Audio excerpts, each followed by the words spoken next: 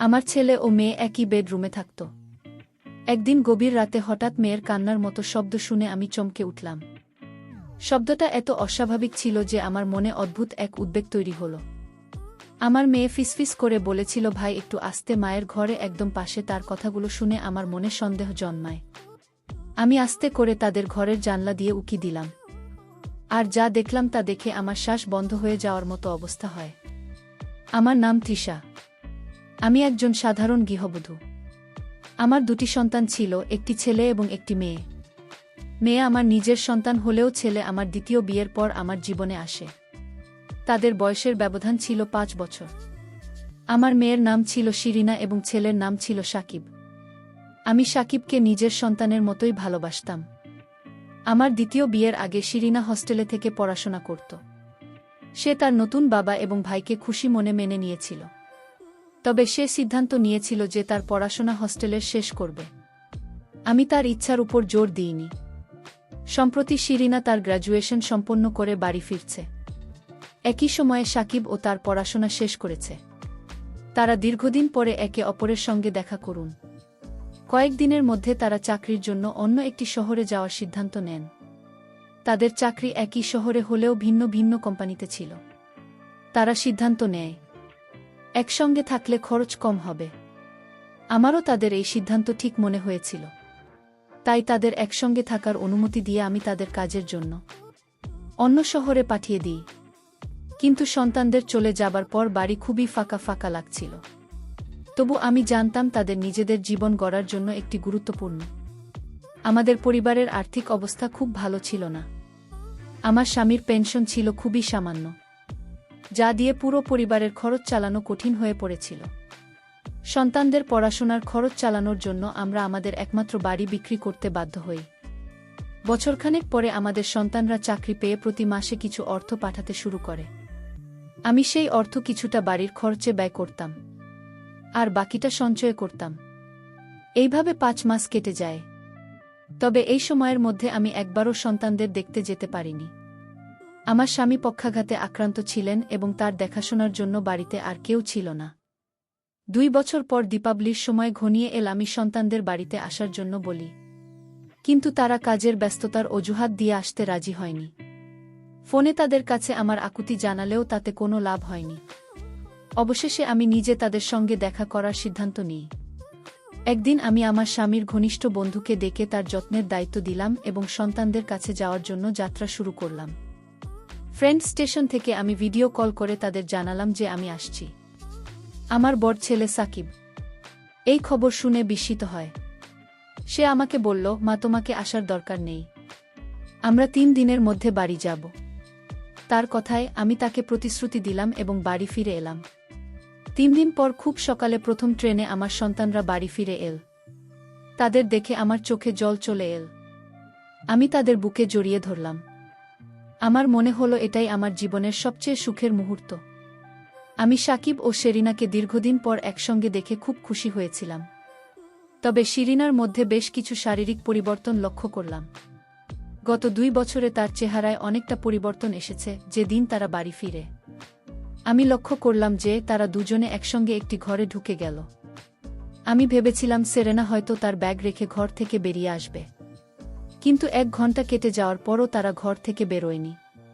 তখন আমি চা নাস্তা নিয়ে তাদের ঘরে গেলাম। আমি বললাম, তোমরা দুজন কি এবার থেকে এই ঘরেই থাকবে? বাড়ির ছাদে আর একটা ঘর আছে সাকিব, তুমি সেখানে চলে যাও। ঘরটা শিরিন একলা থাকুন। তখন বলল, না মা, আমি শেরিনাকে ছেড়ে অন্য ঘরে থাকতে পারব না। আমরা গত 2 বছর ধরে একই ঘরে থাকার অভ্যাস করে ফেলেছি, এখানেও ঠিক তেমনি থাক। তার কথা শুনে আমার একটু অস্বস্তি হল। আমি শিরিনের দিকে তাকিয়ে বললাম, শিরিনা, তুমি এখন আর ছোট নেই, আর তোমার ভাইও বড় হয়ে গেছে। একই ঘরে থাকা কি ঠিক হবে? যদি কখনো তোমার একা থাকার প্রয়োজন হয় তখন কিভাবে ম্যানেজ করবে? তখন শিরিনা উত্তর দিল, মা, আমরা যে শহরে কাজ করতাম সেখানে 2 ঘরের ফ্ল্যাট ভাড়া অনেক বেশি। তাই আমরা গত 2 বছর ধরে একই ঘরে থেকেছি। যখন সেখানে থাকতে পেরেছি তাহলে এখানে কেন পারব না? আমার ছেলে সাকিব ও মেয়ে শিরিনা একসঙ্গে একটি ঘরে থাকতে চেয়েছিল। আমি তাদের সিদ্ধান্তে আপত্তি করিনি। সেদিন আমি সারাদিন ঘরের কাজে ব্যস্ত ছিলাম। দুপুরে সাকিবের পছন্দের খাবার তৈরি করলাম। এবং রাতে শিরিনার পছন্দের কয়েকটা পদ রান্না করলাম। কিন্তু লক্ষ্য করলাম শিরিনা খাবার খুব কম খেলো। এটা আমার কাছে অস্বাভাবিক মনে হলো। তখন আমি শিনাকে জিজ্ঞেস করলাম, তুমি এত কম খাচ্ছ কেন? আগে তো তোমার পেট পুরো পরিষ্কার হয়ে যেত। শিরিনা বলল, মা, এখন আমার রুচি বদলেছে। সাধারণ খাবারে অভ্যস্ত হয়ে গেছি। তুমি কাল থেকে সাদামাটা রান্না করো। তাদের মধ্যে এই পরিবর্তন দেখে আমার মনে হলো বাইরে থাকার অভিজ্ঞতা তাদের আরও দায়িত্বশীল এবং পরিস্থিতি অনুযায়ী মানিয়ে নেওয়ার ক্ষমতা শিখিয়ে দিয়েছে। তবে আমি লক্ষ্য করেছিলাম তারা দুজনেই একে অপরের থেকে এক মুহূর্ত দূরে থাকতে পারছিল না।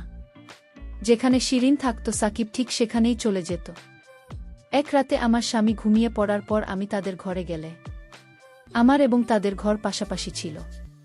আমি ভাবলাম একটু তাদের সঙ্গে কথা বলি। ঘরে ঢুকে দেখি সাকিব ফাইলের হাত ধরে বসে আছে। আমাকে দেখে তারা চমকে উঠেছেন। তারা কিছু লোক ছিল। আমি সেই সময় কিছু বলিনি এবং বিষয়টা এড়িয়ে গেলাম। কিন্তু পরদিন সকালে এমন একটি ঘটনা ঘটে যা আমাকে চিন্তায় ফেলে দিন। সকালের দিকে আমি তাদের ঘরের দিকে গেলাম। দেখলাম বিছানার চাদরটা শুকোতে দেওয়া হয়েছে। এত সকালে কি চাদর হতে পারে? কৌতূহলী হয়ে আমি শিরিনকে জিজ্ঞাসা না করে ঘরের দিকে এগোলাম। দেখি ঘরের দরজা বন্ধ। ঠিক তখনই পিছন থেকে সাকিবের ডাক শুনলাম, মা, নাস্তায় কি বানিয়েছ? দরজার বাইরে এসে সাকিব আমাকে প্রশ্ন করল। আমি তাকে জিজ্ঞাসা করলাম, তোমাদের ঘরের চাদর এত সকালে কি হয়েছে? কেন, কি হয়েছে? আমার প্রশ্ন শুনে সাকিব একটু অস্বস্তিতে পড়ল। তার চোখ বারবার শিরিনের দিকে যাচ্ছিল। তখন শিরিনের সামনে এসে বলল, মা, চাদরটা আমিই ধরেছি, ওটাতে ধুলো জন্মেছি, তাই বারবার হাঁচি আসছি, এজন্য সকালে ধুয়ে নিয়েছি। আমি বললাম, তোমাদের আসার আগে আমি সব কিছু পরিষ্কার করেছিলাম, চাদরে ধুলো আসবে কিভাবে? আমার প্রশ্ন শুনে শিরিনা একটু বিড়ম্বনায় পড়বে, তার মুখের অভিব্যক্তি বলে দিচ্ছিল সে কিছু লুকোচ্ছে। তখন সাকিব বলল, মা, আমার খুব খিদে পেয়েছে। তুমি কি চাদর নিয়ে কথা বলছো? আর আমি খেতে পারছি না। তুমি কি খাবার দেবে নাকি আমাকে বাইরে গিয়ে খেতে হবে? এ কথা শুনে আমি আলোচনা বন্ধ করে রান্নাঘরে নাস্তা বানাতে চলে গেলাম। পরে কাজের ব্যস্ততায় বিষয়টি ভুলে গেলাম। কিছুদিন ধরে লক্ষ্য করছিলাম আমার দুই সন্তানের আচরণে বেশ পরিবর্তন এসেছে। সিরি, যে আগে আমার সঙ্গে অনেক গল্প করত, এখন বেশিরভাগ সময় নিজের ঘরেই থাকে। সে আমার সামনে বেশিক্ষণ থাকতে চায় না। সেদিন সন্ধ্যায় খাবার খাওয়ার সময় পায়ে হঠাৎ শরীর খারাপ হয়ে গেল। খাওয়া শুরু করতেই সে থালার দিকে তাকিয়ে রইল এবং কিছুক্ষণের মধ্যেই বমি ভাব শুরু হল। দ্রুত বাথরুমের দিকে ছুটল আর সাকিব ও তার পেছনে গেল। আমি হতবাক হয়ে গেলাম, বুঝতে পারছিলাম না হঠাৎ কি হলো। আমিও বাথরুমের কাছে গেলাম। তখন সাকিব সেরিনাকে কাঁধে ভর দিয়ে বাইরে নিয়ে আসছিল। সাকিবের সেরিনাকে ধরে রাখার ভঙ্গি আমার কাছে কিছুটা অস্বাভাবিক লাগল। এটি দেখে আমার মনে অদ্ভুত অনুভূতি হল। তারা এমন আচরণ কেন করছে? আমার মনে বিভিন্ন প্রশ্নে ভরে যেতে থাকে। আমার মন তখনও অস্থির ছিল, তবে কিছু বললাম না। শিরিনাকে আরাম দেওয়ার জন্য আমি নিজেই তার পাশে গিয়ে তাকে হাত ধরে ঘরে নিয়ে এলাম। তারপর তাকে এক গ্লাস জল দিলাম এবং জিজ্ঞাসা করলাম, তোমার হঠাৎ এমন বমি ভাব হল কেন? খাওয়া শুরুর আগেই তো বমি লাগছে। আমার প্রশ্নের উত্তর সাকিব দিল, মা, শিরিনা ঘরে বসে তেল মশলা দেওয়া চিপস খেয়েছে, তাই এখন তার এমন লাগছে। শিরিনা ও সাকিবের কথা সমর্থন করে বলল, হ্যাঁ মা, আমি চিঠি পেয়েছি, এখন থেকে আর এমন করব না। আমি জিজ্ঞাসা করলাম, এখন কেমন লাগছে? একটু খেয়ে নাও, তারপর বিশ্রাম করো। শিরিনা বলল, মা, আমি অনেক চিপস খেয়ে ফেলেছে, এখন আর খেতে ইচ্ছে করছে না, আমি ঘুমোতে যাচ্ছি, তোমরা খেয়ে নাও। এটা বলে শিরিনা তার ঘরে চলে গেল। না খেয়ে ঘুমোতে যাওয়াটা আমাকে বেশ অস্বস্তিতে ফেল। রাতের খাবার শেষে আমি তার জন্য এক গ্লাস দুধ নিয়ে গেলাম। রাত তখন প্রায় 10টা। দেখলাম তারা দুজনেই ঘরের দরজা বন্ধ করে দিয়েছে। আমি দরজায় টোকা দিতেই সাকিব দরজা খুলে ঘরের ভিতরে তাকিয়ে দেখি সিরি ঘুমিয়ে আছে এবং সাকিব এখনও জেগে আছে। সেরিনাকে গভীর ঘুমে দেখে আমি তাকে আর ডাকলাম। দুধ রেখে আমি ফিরে আসতে চাইলাম, কিন্তু বেরোনোর সময় আমার শাড়ির আঁচল দরজার খুঁটিতে আটকে গেল। যখন সেটা খুলতে চেষ্টা করছিলাম তখন ভেতর থেকে শিরিনার গলার শব্দ পেলাম। সে সাকিবকে বলছিল, ভাইমা তো চলে গেল। তার কথায় বোঝা গেল সে ঘুমোনোর ভান করছিল। এই কথা শুনে আমি আবার দরজায় নক করলাম। সাকিব দরজা খুলে জিজ্ঞাসা করল, মা, আবার কি হলো? আমি সোজা জিজ্ঞেস করলাম, তোমাদের মধ্যে কি চলছে? শিরিনা কেন ঘুমানোর ভান করছিল? শিরিনা যখন উঠলে বলল, মা, আমি ভেবেছিলাম তুমি কিছু খাওয়ার জন্য নিয়ে এসেছ। আমি তো খেতে চাইনি, তাই ঘুমানোর ভান করছিলাম। তাদের এমন আচরণে আমার সন্দেহ আরও বাড়ে। আমি সাকিবকে বললাম, আজ রাত তুমি তোমার বাবার সঙ্গে আমার ঘরে শুয়ে পড়ো, আমি শিরিনের সঙ্গে থাকব। এই কথা শুনে সাকিব বলল, মা, আমি ঘর ছেড়ে কোথাও যাব না। শিরিনা বলল, মা, আমি মায়ের সঙ্গেই থাকব না, থাকলে আমার ঘুম আসে না। ওরা আমার কথা কিছুতেই শুনতে চাইছিল না। অবশেষে আমি বললাম, ঠিক আছে, তোমরা একই ঘরে থাকতে পারো, তবে আজ থেকে দরজা বন্ধ করবে না। ওরা বাধ্য হয়ে আমার কথা মেনে নিন। পরের দিন সকালে আমার বড় দিদি বাড়ি এলেন। তার আগমনে সবাই খুশি হয়ে গেল। দিদি বললেন, আমি বিশেষ করে তোমাদের সঙ্গে সময় কাটাতে এসেছি। কথাবার্তার মাঝেই দিদি শিরিনার বিয়ের প্রসঙ্গ তুললেন। তিনি বললেন, আমাদের শিরিনা এখন বিয়ের উপযুক্ত হয়ে গেছে। আমার বড় দিদি বললেন, শিরিনা এখন বড় হয়েছে, ওর বিয়ের কথা ভাবা উচিত। কথার মাঝেই তিনি নিজের সঙ্গে আনা কয়েকজন ছেলের ছবি বের করলেন। দিদি যখন শিরিনাকে ছবিগুলো দিলেন, তখন সাকিব তাড়াতাড়ি ছবিগুলো নিজের হাতে নিয়ে বলল, মাসি, এই ছেলেগুলো শিরিনের জন্য একদম ঠিক নয়। ওর জন্য এমন একজন হতে হবে যিনি আমার মতো স্মার্ট এবং সুন্দর। আপনি কেমন করে এমন বয়স্ক ছেলেগুলোর ছবি আনলেন? কিন্তু তার কথা শুনে দিদি রেগে গেলেন। তিনি বললেন, তোমার বোঝার দরকার নেই। এই ছেলেরা মাত্র 5 বছরের বড়। স্বামী স্ত্রীর বয়সের এতটুকু পার্থক্য তো থাকতেই পারে। সাকিব জবাব দিল, 5 বছরের নয়, স্বামী স্ত্রীর বয়সের পার্থক্য 3 বছরের বেশি হওয়া উচিত নয়। আমি নিজেই এমন একজন খুঁজে দেব যে শিরিনের জন্য একদম উপযুক্ত হবে। সাকিবের এই কথাগুলো আমার কাছে অদ্ভুত লাগল।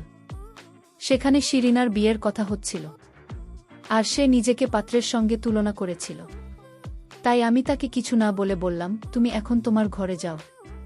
সাকিব রুমে চলে যেতেই শিরিনা ও তার পেছনে চলে গেল। যখন ওরা দুজন রুমে চলে গেল, তখন আমার বড় দিদি, আমার বোন, আমাকে বলল, দিশা, এই কথাটি আমি তোমাকে 18 বছর আগেও বলেছিলাম, যখন তুমি বিয়ে করতে চলেছিলেন।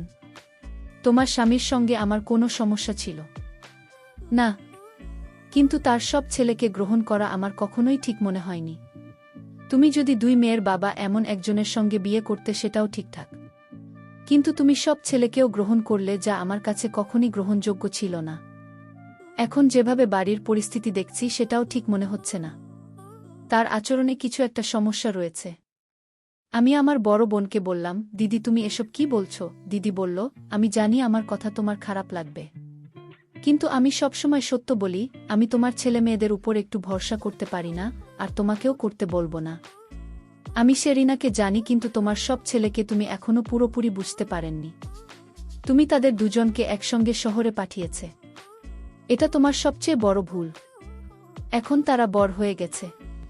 তুমি কি জানো, শহরে ভাই বোন বন্ধুর মতো থাকে, কিন্তু সম্পর্ক বন্ধুত্বের চেয়েও এগিয়ে যেতে পারে। তুমি কি কখনো তাদের ফ্ল্যাটে গিয়েছ? না, যাওনি। আমি শুধু চাই তাদের সম্পর্কে এমন কিছু না ঘটুক যা আমাদের পরিবারের জন্য লজ্জার কারণ হয়ে দাঁড়ায়। দিদির কথা তীর্থ ছিল, কিন্তু এখন আমিও সাকিব আর শিরিনার আচরণ নিয়ে সন্দেহ করতে শুরু করেছি। কিছুদিন ধরে বাড়িতে একটা অদ্ভুত পরিবেশ তৈরি হয়েছিল। সাকিব শিরিনা একে অপরের কাছ থেকে এক মুহূর্তের জন্য আলাদা হতো না। শিরিনা যেন আমাকে এড়িয়ে চলছিল। সেই রাতে আমার দিদি বাড়িতে ছিলেন, তাই আমি তার সঙ্গে ঘরে ঘুমিয়েছিলাম।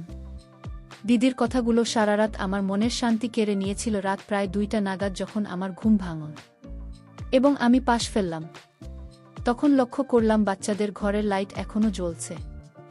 বিষয়টি দেখে আমি কৌতূহলী হয়ে তাদের ঘরের দিকে এগিয়ে গেলাম। ঘরের বাইরে পৌঁছানোর পর আমি শিনার গলা শুনতে পেলাম। সে বলছিল, দাদা, তাড়াতাড়ি লাইট বন্ধ করো। মা যদি আমাদের ঘরের দিকে তাকায়, তাহলে সবকিছু ফাঁস হয়ে যাবে। এই কথা শুনে আমি দরজার ফাঁক দিয়ে উকি দিলাম। উকি দিয়ে যা দেখলাম, তাতে আমার মাথায় যেন আকাশ ভেঙে পড়ল। দেখলাম শিরিনা কান্না করছে, আর তার ভাইকে বলছে, আমি আর বাঁচতে চাই না, কারণ আমার সন্তানের ভার কে নেবে। তখন সাকিব বলল, তুই কোনো চিন্তা করিস না, আমি তো আছি। তোর এই সন্তানের ভার আমি নিলাম। আর যে তোর সাথে মিথ্যা ভালোবাসার নাটক করে তোকে ঠকিয়েছে, আমি তাকে জেলে পাঠাব। শিরিনা একজন ম্যানেজারকে ভালোবাসতেন, আর সেই ম্যানেজার তাকে ঠকিয়েছে। আর এই ম্যানেজারের কারণে আজ আমার বোন মা হতে চলেছে। আমার বোন চেয়েছিল আত্মহত্যা করতে, কিন্তু আমি তাকে দেখিনি। আমি তার সন্তানের দায়িত্ব নিয়েছি। যতদিন সেরিনাকে এবং তার সন্তানকে মেনে নেবে এমন কাউকে না পাওয়া পর্যন্ত আমি সেরিনাকে আমার করে রাখব। যখন মা আমাদের এমন কথা শুনেছিল তখন মা চোখের জল ফেলে বললেন, আমি যা সন্দেহ করেছিলাম সব ভুল। তোদের ভাই বোনের সম্পর্কে এত পবিত্র বন্ধুরা, আজকের গল্পটি কেমন লাগলো তা অবশ্যই কমেন্ট করে জানাতে ভুলবেন না। আর এরকম নতুন নতুন গল্প পেতে আমার চ্যানেলটিকে সাবস্ক্রাইব করে পাশে থাকবেন। ধন্যবাদ।